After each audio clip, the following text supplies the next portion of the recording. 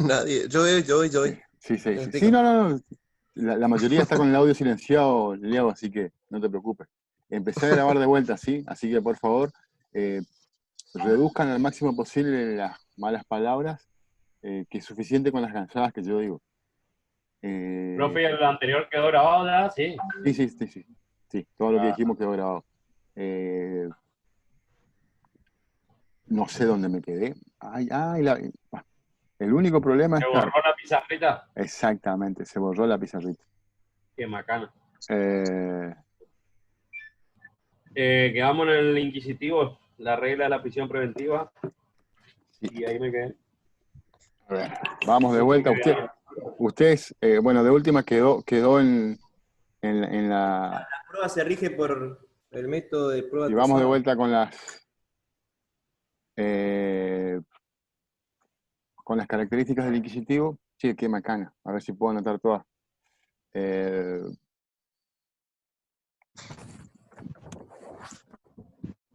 Habíamos dicho que la jurisdicción y acción son ejercidas por órganos oficiales. Sí.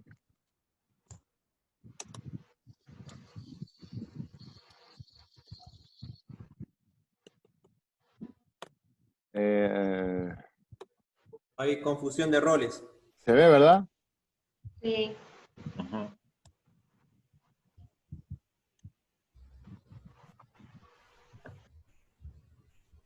¿El acusado se encuentra en un plano de desigualdad? Qué maestros.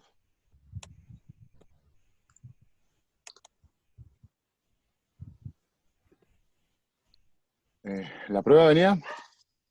¿La regla es la prisión preventiva? Esa no es la última. No, después viene la prueba. No, es lo mismo.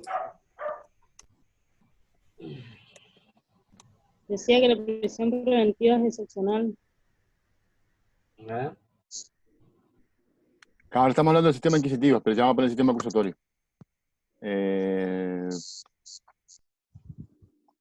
La confesión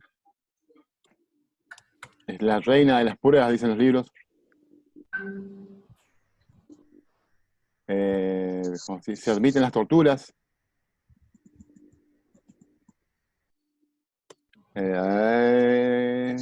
Prioriza el castigo de la infracción por sobre la solución del conflicto.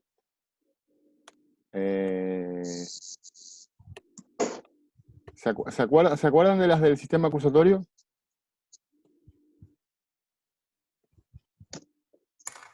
Jurisdicción y acción son ejercidas por...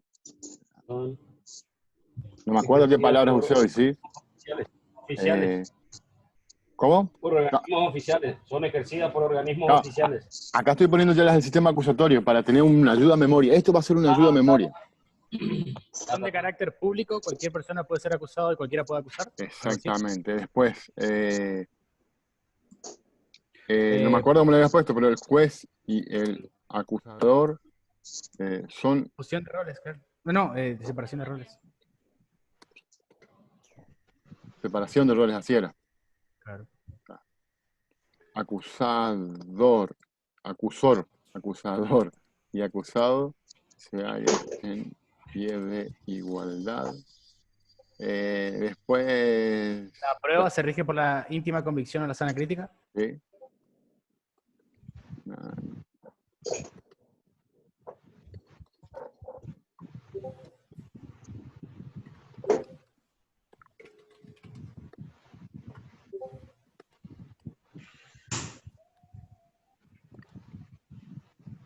Y después... La búsqueda para resolver el problema.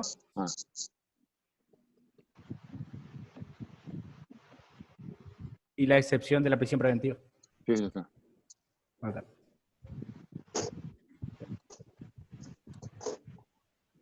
Algo así sería más o menos, sí. Acá estoy seguro que faltan un par de características que en general la mayoría de los autores mencionan.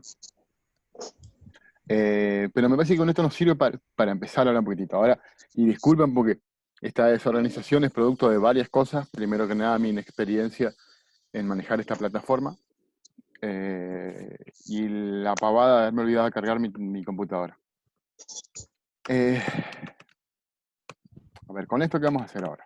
Vamos a empezar a hablar un poquitito de Grecia, lo que preguntabas, creo que Mariano, vos eras el que preguntaba, ¿verdad? ¿Qué era lo que ocurría en Grecia? Bueno, ustedes... ¿Cómo? En Grecia...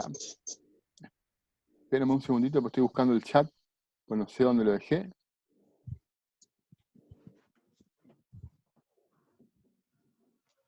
Lo pongo por acá en algún lado. Sí, acá, bueno.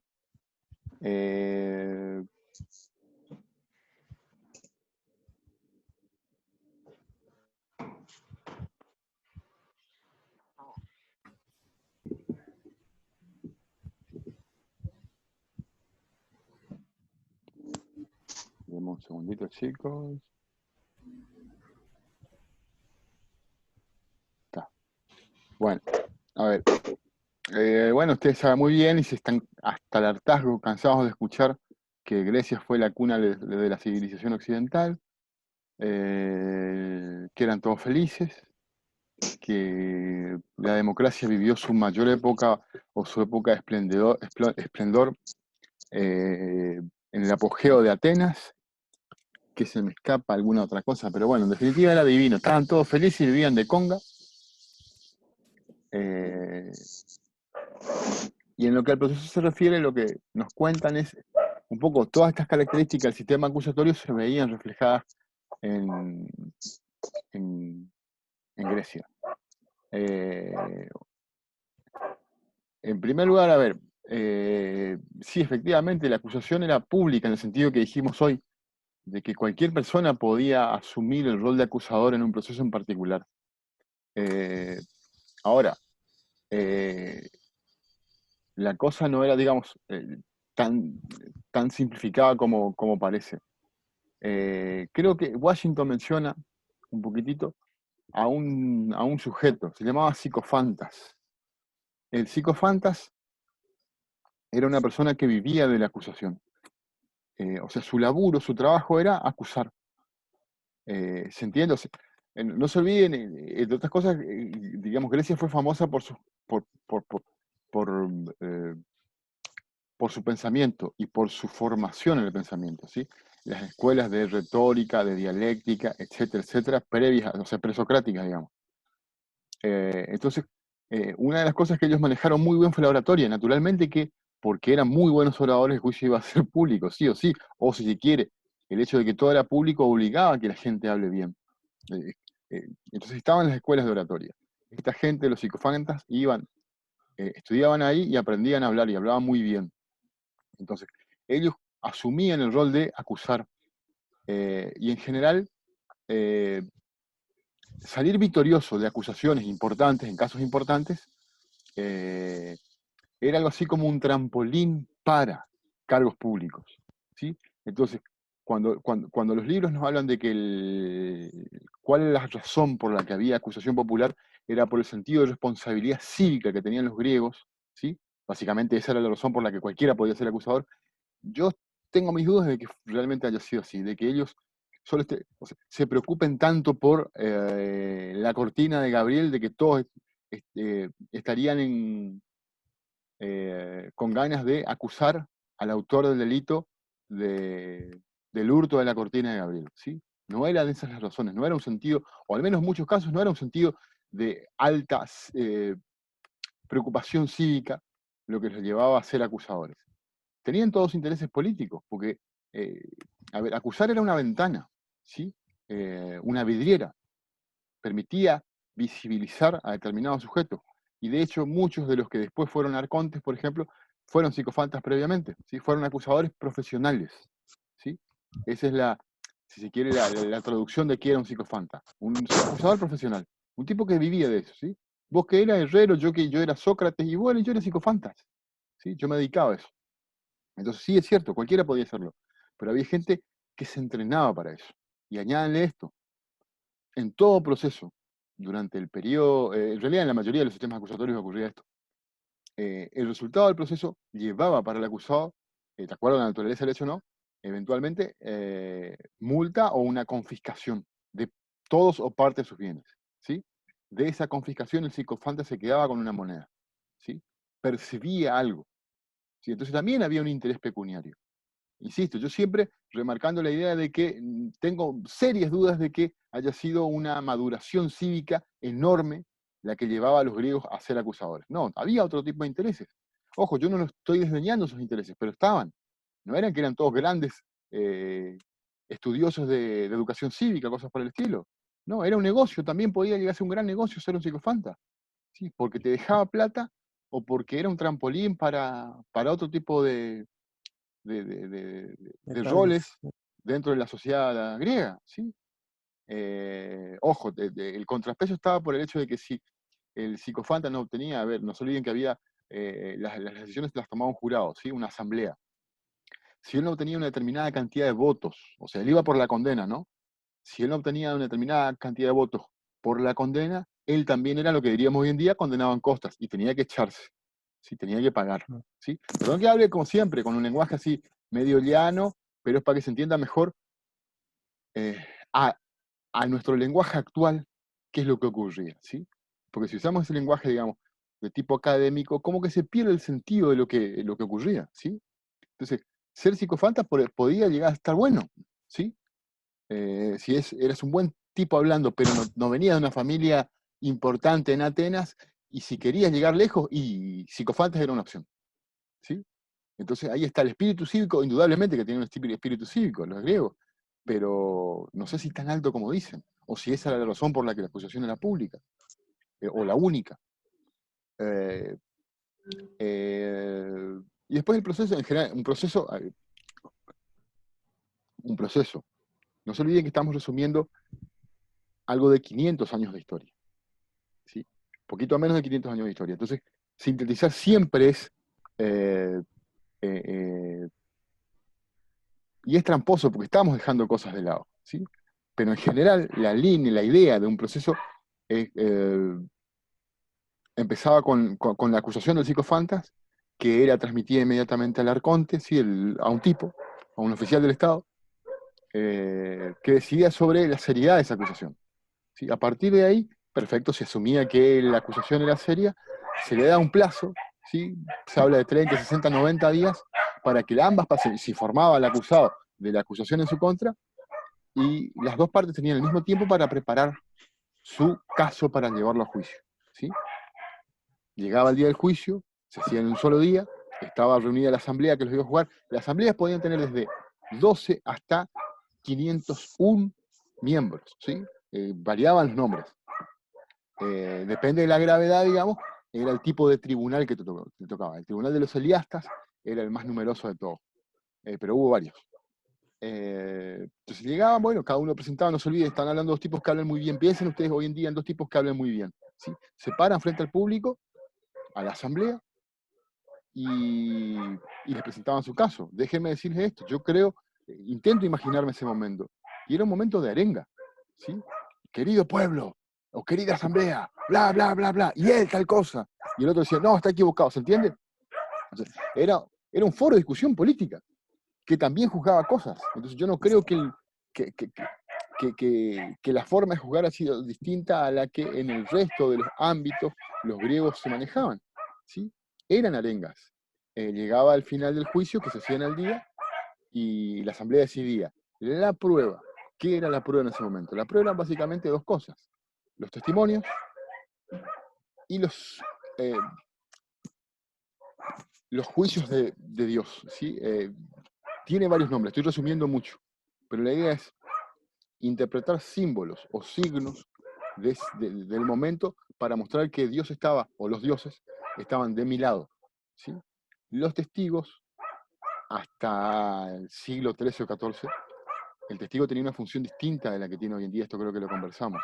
El testigo no hablaba de lo que vio o percibió con sus sentidos, que es lo que hace un testigo hoy en día. Sí, yo vi a Mercedes robándole a Gabriel, ¿sí?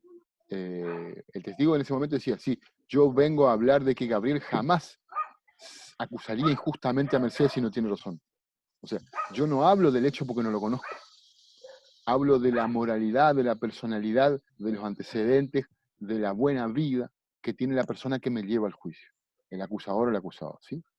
Entonces, y después estaba la idea de las fórmulas, digamos, cada testigo y el acusador y el acusado tenía que hablar bajo ciertas fórmulas. Si se equivocaban al decir la fórmula, epa, ¿sí? Ya estaba como perdiendo el caso, ¿sí? Y después venía la interpretación de los signos, que si yo pongo el ejemplo, siempre pongo este ejemplo, justo estaba hablando el acusado y cae un rayo, ¿sí? Entonces, bueno, va a venir el acusador y vieron, los dioses están de mi lado porque acaban de intentar callar al señor, al acusado tanto, ¿sí? Y el acusado venía y decía, no, ese rayo lo que significa es que justamente el Dios está de mi lado, por eso intervino justo cuando yo estaba hablando. O sea, cada uno le daba un signo, un símbolo, signo de la naturaleza o un símbolo de algo, la interpretación que le parecía que mejoraba su posición en el juicio. Llegaba al final, decidía la asamblea, y la asamblea decidía en nombre de todos. Así que inmediatamente de dictado del veredicto, la sentencia se ejecutaba, ¿sí? No había apelación porque no se puede apelar una decisión del pueblo, digamos, ¿sí? ¿A quién le apelás? Entonces la apelación es un concepto o una noción que aparece recién con el sistema inquisitivo. No había nadie encima del pueblo, o si quieren los pueblos germanos, el representante o el jefe de la tribu, ¿sí? O el pater familia, ¿sí? Entonces la apelación es un concepto relativamente nuevo, o mucho, muy posterior al sistema de juiciamiento griego. Profe, Sí, un tema con eso que usted dijo de la forma. Entonces eso aplicaba más un formalismo que una formalidad, donde claro, el exactamente, la redactar la fórmula. fórmula era más Exactamente. importante que lo que diga la fórmula en sí. Básicamente es eso. Sí, yo no conozco, no, y miren que busqué, cuáles eran las fórmulas que se usaban en Grecia, ¿sí? Y yo no las encontré. Encontré recién a partir del siglo X u XI, ¿sí? El año 1000 y pico, en los pueblos germanos, digamos, los pueblos bárbaros, por decirlo de alguna manera, y después lo que sí que hay mucho es, digamos, en la isla de Britania, ¿sí? En Inglaterra, digamos, un poco cuál era el contenido de esas fórmulas, qué debían decir o qué no debían decir, digamos, ¿sí? Pero básicamente eran juramentos, ¿sí? Yo juro, yo, Francisco Pessoa, juro por mi computadora marca tanto, número tanto, por el nombre de mi hijo tanto, que en la presencia de Dios, bla, bla, bla, bla, bla, bla, bla, Mercedes jamás mentiría al acusar a fulano de tal. ¿Tá? Si yo me equivocaba al decir la fórmula, iba frito. ¿Tá? Y fíjense, me estoy adelantando también un poquitito, spoileo como dice Joel, de ahí aparece la idea del jurado, ¿sí? Porque los primeros testigos eran testigos juramentadores, juraban en nombre de la persona que los llevaba a juicio. ¿Sí? Y después hubo una evolución que llevó a Inglaterra en el siglo XIII a lo que nosotros conocemos como el jurado popular hoy en día. Pero ellos iban a jurar, ¿sí? Y tenían que cumplir con la fórmula de juramento. Y vos mencionaste formas. Otra cosa que era importante en el juicio griego, que está básicamente en los libros, está siempre, es las formas del proceso. Y con lo que mencionaba hoy Merce, digamos, no eran rígidas, o si se quieren eran informales. Libertad de formas es la expresión que generalmente utilizan los libros. Ahora, lo que yo siempre digo siempre, cuando ustedes entran a leer este tipo de cosas, pregúntense, ¿y qué significa esto? Porque a mí me hacía ruido este libro, ¿y qué significa libertad de forma? Perfecto que el arconte o quien dirija el proceso, digamos, decidía qué hacer. Para. O sea, en cada proceso podía haber una forma distinta, sí podía haber una forma distinta. ¿Quién la decidía? El director del proceso, ¿sí?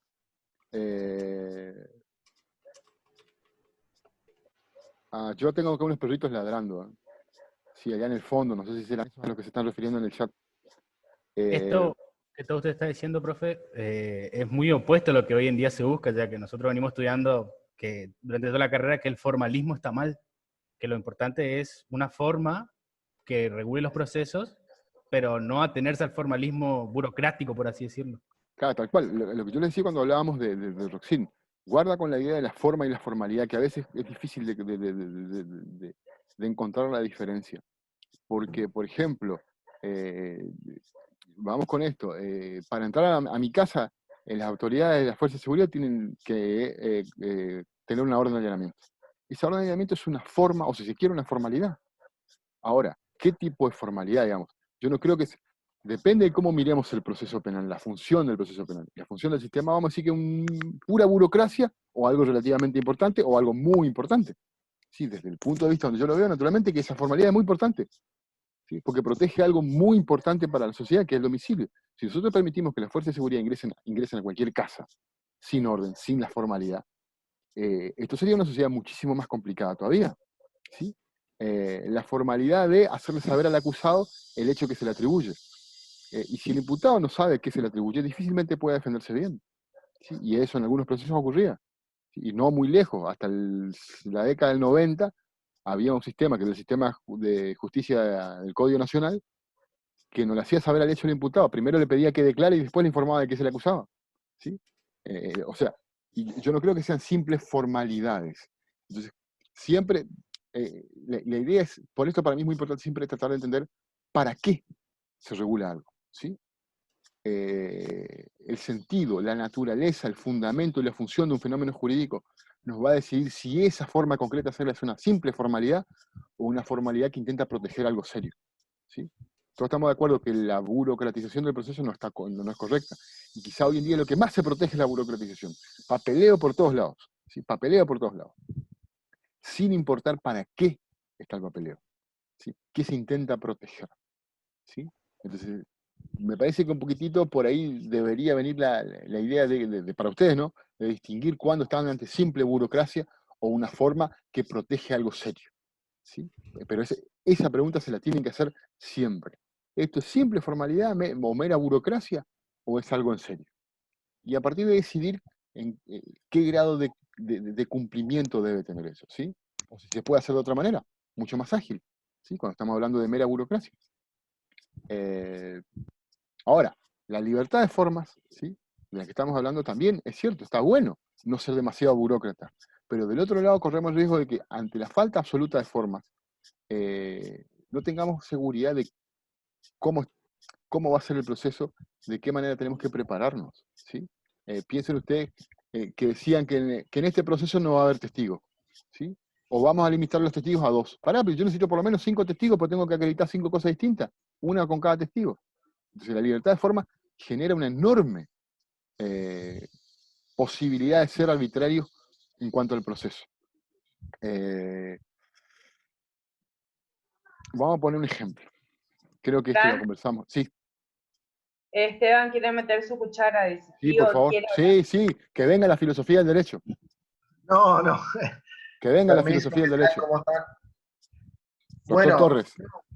Coincidiendo ahí con lo que dice el profesor Francisco, se me ocurre pensar que nosotros, por ejemplo, que trabajamos en un juzgado y estamos en contacto con las formas procesales, las formalidades procesales todo el tiempo, un caso en que a veces las formas son innecesarias es cuando, justamente como decía el profesor, no se tiene en cuenta cuál es la finalidad o qué está protegiendo esa formalidad, y se cumple la formalidad por la formalidad misma en situaciones en que o la protección ya está cumplida de otro modo, de ese interés o de ese derecho que pretende proteger la forma, por lo tanto el cumplimiento de la formalidad es superfluo, o también muchas veces se peca de formalismo en situaciones en que uno sabe que esa formalidad en ese caso, en esa circunstancia particular, no va a servir para cumplir esa finalidad. O sea, en los dos casos, cuando es obvio que no va a servir y se la pretende hacer cumplir igual, o cuando ya está protegido de otro modo esa finalidad que busca proteger la forma, y de nuevo, por el mero formalismo se busca cumplir porque en el código dice que debe hacerse de determinada forma. No sé si comparte, profesor, pero para que vean, a mi modo de ver, todos los días nos enfrentamos con ese tipo de cosas, y por supuesto que con la práctica uno va adquiriendo más habilidad para detectar cuándo sí y cuándo no, pero es algo con lo que van a convivir todo el tiempo y van a sufrir de parte de los juzgados, quienes trabajen del otro lado del mostrador. Bueno, nada, eso era todo lo poco interesante que tenía por ahí. No, sí, a ver, coincido completamente, Esteban.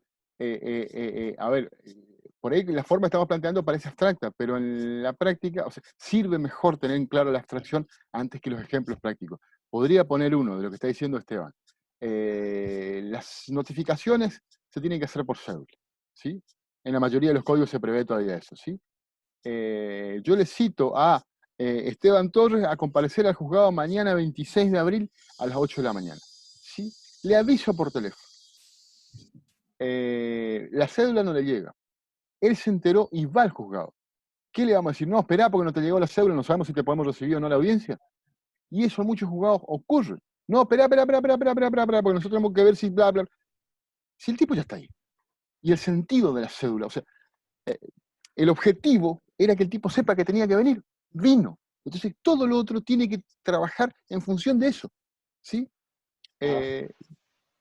Preocuparse por eso. Y lo otro que comparto, pero con una pequeña aclaración, o una pequeña advertencia, si se quiere, lo que dice Esteban.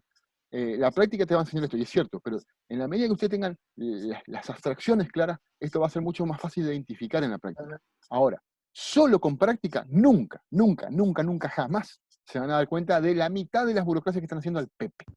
¿Sí? Totalmente, Siempre, ya lo decía el maestro Atienza, el profesor español, no hay mejor práctica que la que está apoyada en una buena teoría. Eso, entonces, lo que también decía Esteban, saber cuál es la finalidad, el objetivo, el sentido de cada regulación, te permite a vos entender para qué está. Cuando vos sabes para qué está, tenés más claro cuándo estás realmente incumpliendo o no con lo que ella exige o te reclama. ¿Sí? Insisto, ejemplos, decenas y centenas podemos dar. Pero teniendo en cuenta esto, la abstracción, la noción, el concepto, ustedes después pueden llevar a la práctica todas las situaciones que se le ocurran. El tema es saber que pasa frente a ustedes la situación que debe ser encuadrada en esta problemática. ¿Sí? Eso es fundamental. Respetar las formas tiene que tener un sentido, un para qué. La forma por la forma, como dicen todos los libros, no sirve. Lo que pasa es que después todos terminamos aplicando formas. ¿Por qué? Porque no queremos mirar más allá. No queremos mirar cuál es el sentido, el fundamento, la función y los límites que tiene cada fenómeno, cada regulación. ¿Sí? Cuando tenemos claro eso, sabemos cuándo lo estamos cumpliendo y cuándo no. O sea, hasta dónde nos podemos pasar de la raya, entre comillas. ¿Sí? Yo creo que la aplicación de la forma conlleva que haya un deslinde de responsabilidad, digamos. Perdón. No. Acá está el profesor Genaro también que quiere aportar algo. Hola, por lo menos decirle. Yo quiero aportar algo, que Genaro es hermoso como la mamá. Estoy con auricular, doctora Genaro no escucha. Así que seguramente Gena sabe que vos pensás que él y yo somos re lindos. No, que es hermoso como la mamá. Vino a ver en qué estaba el papá. Profe. Sí. Pero agregando algo a todo esto, en caso de que uno, por ejemplo, esté ejerciendo o ser alguien que no está del otro lado del mostrador, como dice el doctor, tampoco puede arriesgarse a no cumplir la forma por más que sepa, porque quizás no lo toma así la autoridad. Entonces tiene que cumplirlo. A ver. Déjame que haga una cosa, porque ahí sí yo disiento con Esteban. Yo no creo que el problema que estamos comentando solo sea un problema de este lado del mostrador. Yo creo que el problema está de los dos lados, solo que de manera distinta. Del lado sí, muchas veces. Yo coincido con eso. Muchas veces, digamos, del otro lado viene la burocracia. ¿Sí? Estamos preocupados por la forma sobre el sentido. Y de hecho, todo abogado chicanero es un abogado que está preocupando por las formas, ¿sí? En el sentido burocrático. ¿Sí? Él se preocupa de que el proceso no avance porque no le sirve que avance. ¿Sí? Pongo un ejemplo porque a mí siempre me llamó la atención algunos profesionales del derecho laboral, digamos, que le decían de entrar al cliente, mira, cumpa, vos no vas a ganar nunca este juicio. Si querés, yo te lo demoro 6 años. Y encontraban cuanto recurso exista para que ese proceso laboral no avance. ¿Sí? Y los defensores penales muchas veces, lamentablemente, confunden su rol pensando que la única opción que tienen es la de evitar que el caso llegue a juicio. ¿Sí? Permiso. Sí, no, yo coincido con eso, Francisco.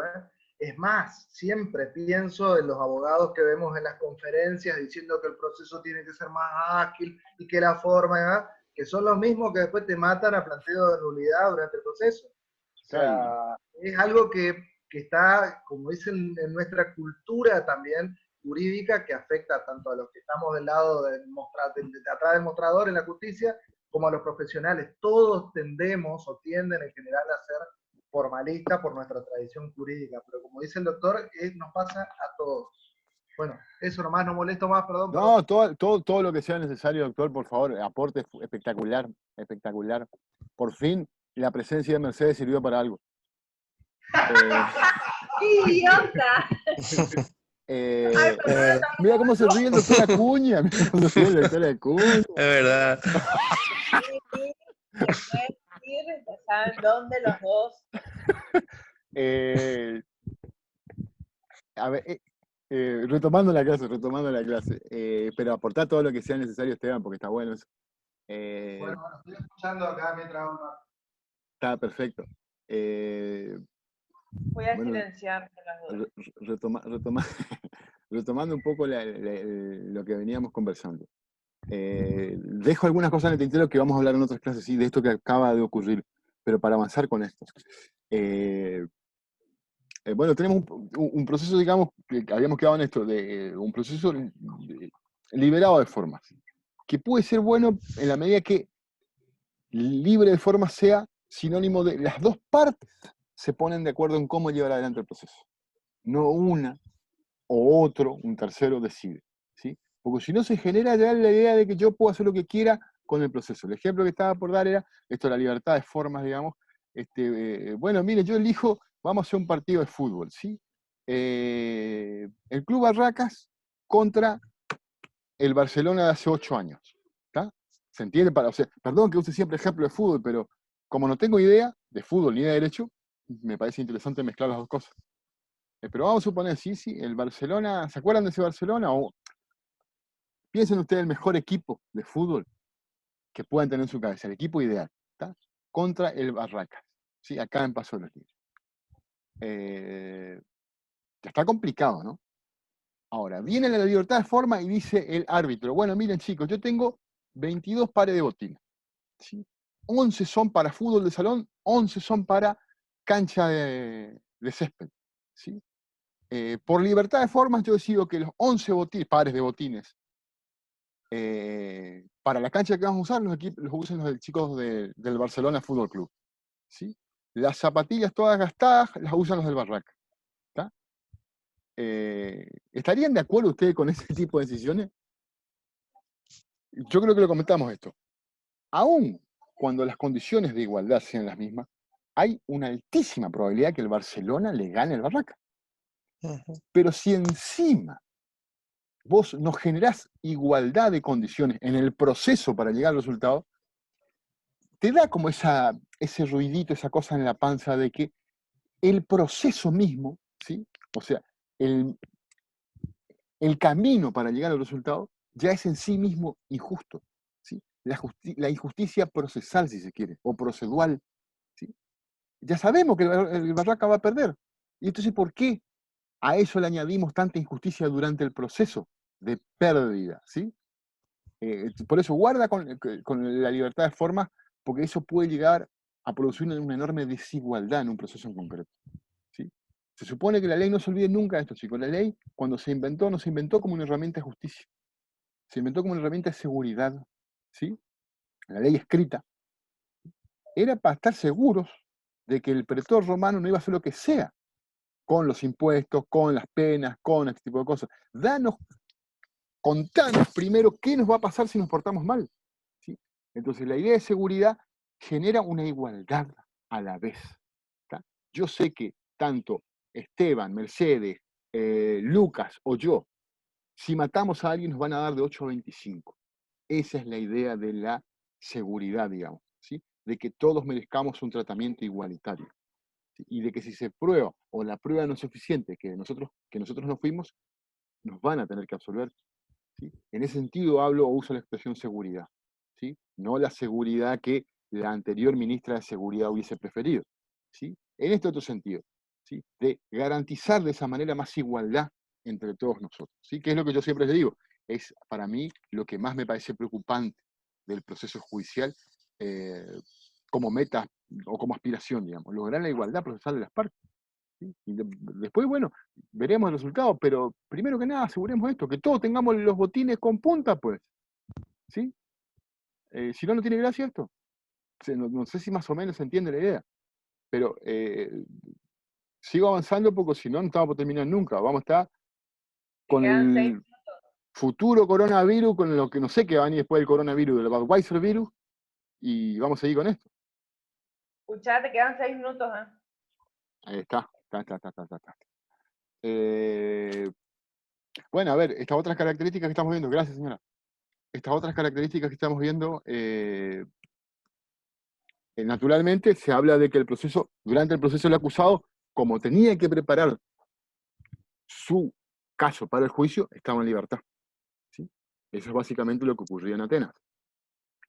Ahora, viendo esto, ¿no? Yo trato de ver si efectivamente cada una de estas cosas que aprendemos en la realidad ocurrían como nos dicen los libros.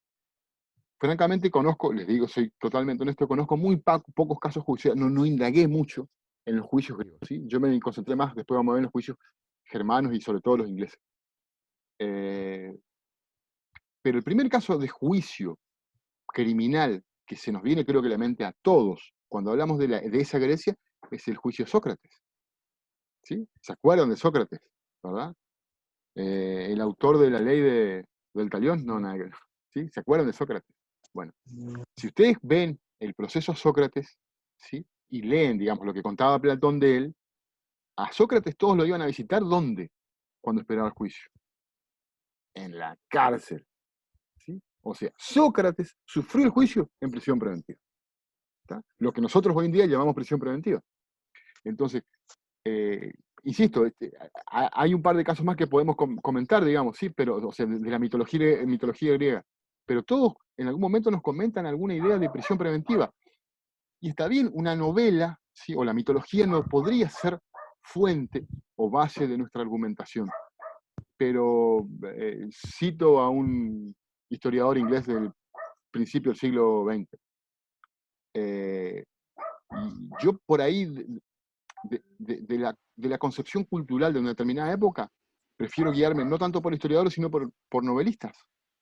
Prefiero guiarme en Shakespeare antes que en los novelistas, que en los historiadores de la época de Shakespeare, porque él reflejaba mejor, desde su prosa, digamos, la percepción cultural que se tenía de determinado fenómeno. ¿Sí? Entonces, sí, la mitología griega, o Platón hablando de Sócrates, nos cuenta esto, es porque evidentemente la prisión preventiva no era una cosa tan loca o tan excepcional, porque la contaban como al paso, y el loco le hizo preso, nos juzgaban o nos cuestionaban moralmente que él haya estado preso en ese momento. Hablaban de las visitas que recibía, de los consejos que le daba, etcétera, etcétera, pero no en sí mismo de la prisión, de lo injusto que era. Entonces no era algo tan, evidentemente algo tan extraño o tan excepcional como los libros nos sugieren, ¿sí? Evidentemente ya no hoy, pero la clase que viene vamos a conversar un poquitito de la prisión preventiva en otros sistemas acusatorios como los germanos y los ingleses. Pero evidentemente acá ya me parece que podemos encontrar evidencia que controvierte la idea que nos dan los libros, ¿sí? Y bueno, de vuelta, si quieren, volvamos al ejemplo de Sócrates. Por esta última premisa del sistema acusatorio, se prioriza la solución del problema que produce el delito. Y al loco le dieron cicuta. Cicuta se llamaba, ¿verdad? El veneno que le dieron a él. ¿O cómo era? No me acuerdo. Me refiero a Sócrates. Nos solucionaron un poco el conflicto. Y suponía que, digamos, él estaba acusado por varios delitos vinculados con lo que él enseñaba. ¿Sí? Y si ustedes piensan, vamos a suponer un docente hoy en día, yo, me juzgan porque lo que informo es, no sé, apología del delito, y probablemente me prohíban enseñar o me controlen las clases, pero no me van a mandar a matar. ¿Sí? O sea, solucionar el conflicto, evidentemente, en el caso de Sócrates al menos, no estuvo presente, no apareció eso. ¿Sí? Cortamos acá porque, a ver, un minuto, sí, avanzamos con esto. Roma, vamos a Roma rapidito. Roma, no se olviden, tuvo 3 épocas, ¿sí? La monarquía, la república y el imperio. De la monarquía nuestros autores prácticamente no hablan, ¿sí? Empiezan hablando de un proceso que se llamó cognitio, o proceso de conocimiento, digamos, pero no nos dan muchas características de cómo funcionaba este proceso. Aparentemente de esta cognitio pasamos a la época republicana de Roma, o sea, la época, digamos, más democrática de Roma, donde el sistema procesal era muy similar al griego, ¿sí? Solo que con algunos aditamentos de esta etapa de la cognitio, ¿sí? Era un proceso donde existía una pequeña indagación o investigación previa al juicio, ¿sí? Para el acusador, que también era público, cuando recolectaba suficiente información de que tenía alguna chance de llevar el caso a juicio y ganarlo, él decidía acusar recién, ¿sí? Esa pequeña etapa se llamó ya inquisitio, ¿sí? Y es el padre de todo lo que vamos, o el bisabuelo de todo lo que vimos después. Nos quedamos acá, sí, con el sistema inquisitivo que nace con el Imperio Romano. O sea, muchos años después de aparecer el Imperio Romano, nace el sistema inquisitivo, ¿sí? Históricamente. Entonces, cuando nos volvamos a juntar, vamos a hablar a partir de ahí. Primero que nada, preguntas, chicos, porque estamos sobre la hora. ¿Preguntas? Esperen que no sé dónde quedó el chat.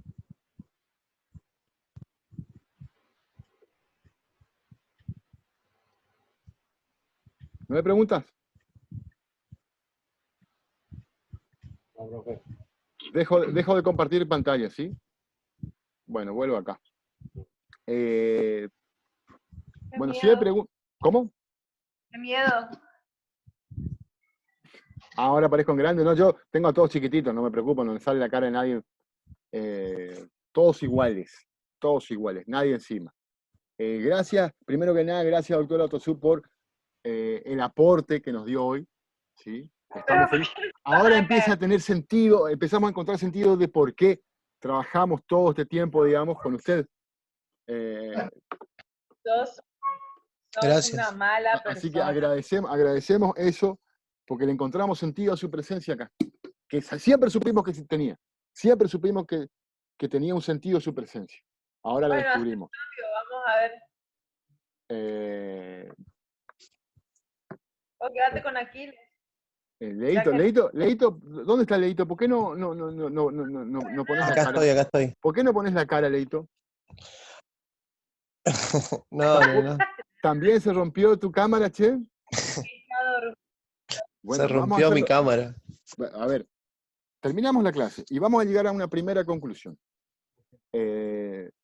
Vamos. El tema es aburrido, el tema es denso, y al final, por suerte no hablé solo, pero mayormente hablé solo.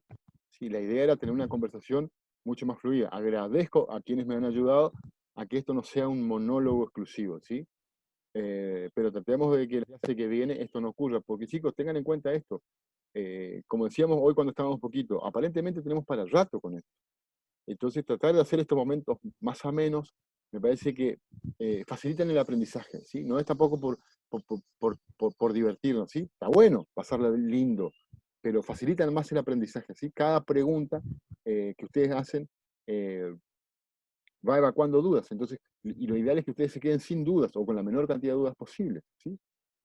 O si me permiten, tengan nuevas dudas a partir de las respuestas a sus dudas originarias.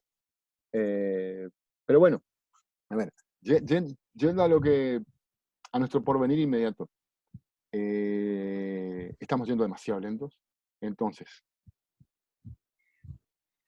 tengan en cuenta que nuestra próxima clase es de nuevo el próximo miércoles, ¿sí? Si no aparece algún feriado por ahí también para el miércoles. Entonces, ¿qué vamos a hacer? Yo les voy a invitar, si ustedes quieren participar o no, ya queda por ustedes, en otros momentos de acá al miércoles, a terminar esta clase. ¿Sí? El miércoles ya tenemos que dar otra cosa. Esto de sistemas historia y los sistemas procesales, tenemos que cerrarlo el viernes, el sábado. ¿Sí? Yo les aviso en el grupo un horario para encontrarnos por acá. Si no, yo hago la clase y después la subo a internet para que la puedan ver cuando estén más tranquilos, digamos. Pero necesitamos avanzar. Entonces, lo que quede de esto, que es mucho todavía, lo vamos a hacer antes del miércoles, ¿sí? Yo les aviso en el grupo. Y también les aviso en el grupo con qué empezaríamos el miércoles, ¿sí? Probablemente ya empecemos con algo de principios y sujetos, ¿sí? Estamos organizándonos, estamos readecuándonos a esta metodología y vamos decidiendo un poco sobre la marcha, ¿sí? ¿Mucho mosquito, María? ¿Mucha mosca? ¿Sabés lo que pasa? Te haces la pava, pero delante tuyo seguro que tenés un hermoso medio kilo de dulce de batata, ¿sí? Entonces vienen las mosquitas. Claro. Sí, qué rico, qué rico. No, yo acá tengo, mire, tengo 2 kiwis, no puedo mostrarle, pero acá tengo mis 2 kiwis de todas las tardes. Y nada más. Así que, bueno chicos, cortamos acá. insisto en esto, cualquier duda, si les quedó, el grupo está para eso, el grupo de WhatsApp, y también por ahí les aviso cuándo vamos a completar esta clase de sistemas procesales que va a ser antes del miércoles, ¿sí? ¿Y de dónde vamos a leer? ¿De dónde vamos a leer qué, doctora? ¿De dónde vamos a leer para la clase que viene? A ver, sistemas procesales de los libros que yo les dije, cualquiera que está en la biblioteca si lo sacaron en su momento. Si no, están los PDFs que pasaron. Los PDFs estaban, ¿qué PDFs teníamos ahí en el grupo? El de, me parece Yo que era... encontré para pasar. Vos pasaste dos, María, ¿verdad? ¿Eran el de? El de Olmedo, Claudia Olmedo, de Roxy, y ahora encontré el de Ferrajoli completo, pero estoy tratando de descargarlo. El de Ferrajoli yo pasé al grupo. El de Ferrajoli yo pasé al grupo, quedan esos dos. Y yo ahora tengo uno de Caferata Nores que también les voy a pasar, ¿sí? Para algunas cosas. Buenísimo. Pero sistemas procesales o historia de los sistemas procesales, de Claridad Olmedo está perfecto, que está en el grupo de WhatsApp el PDF. Y lo que vamos a ver la clase que viene, vamos a ver, porque también ahí tenemos un problema, digamos, qué información le podemos suministrar ahora que no pueden ir a la biblioteca, ¿sí?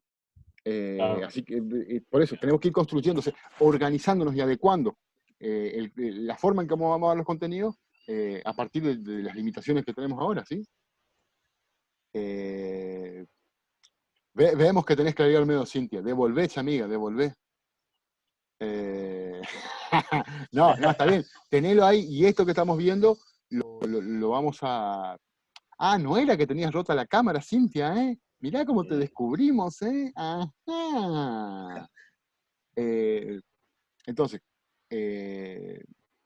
esto que les decía, estamos viendo a ver si por ahí podemos estirar algunos temas para más adelante, de manera tal de que ustedes puedan tener por lo menos la fotocopia o el material de biblioteca. Pero eso nos obliga a escribir clase a clase que vamos a dar la próxima. Cerrando de vuelta.